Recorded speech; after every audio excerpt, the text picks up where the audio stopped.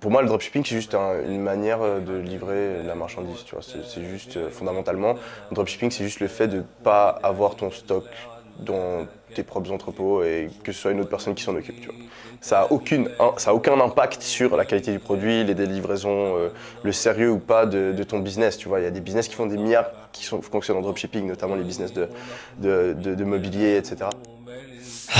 Ah non, en fait, c'est exactement comme ça qu'on te fait banaliser le haram. Lui, il te présente le dropshipping comme quelque chose de simple, comme quelque chose de banal. Mais ce que beaucoup de musulmans ne savent pas, c'est qu'en islam, tu n'as pas le droit de vendre ce que tu ne possèdes pas. Le prophète Mohammed sallallahu alayhi wa sallam a dit « Ne vends pas ce que tu ne possèdes pas ». Donc, vendre un produit que tu n'as jamais acheté, qui ne t'appartient pas, c'est interdit. Et ça, c'est pas un avis isolé, c'est l'unanimité des savants. Le problème, c'est qu'on te fait croire que faire de l'argent égale peu importe la manière. Alors qu'en réalité, Allah subhanahu wa ta'ala met la baraka dans ce qui est halal, pas dans ce qui est le plus facile. Et le pire, c'est qu'il existe des alternatives propres. Acheter son stock, puis le revendre, le maîtriser, et c'est un modèle e-commerce halal. Mais ça, malheureusement, on va moins t'en parler. On nous parle souvent des réussites extraordinaires, alors que les réussites ordinaires arrivent très souvent, Allahumma barak. Et si tu veux comprendre concrètement comment lancer un business en ligne sans tomber dans le haram, je t'ai tout expliqué en détail dans une vidéo que j'ai réalisée sur YouTube. Le lien est dans la bio et tu me remercieras plus tard.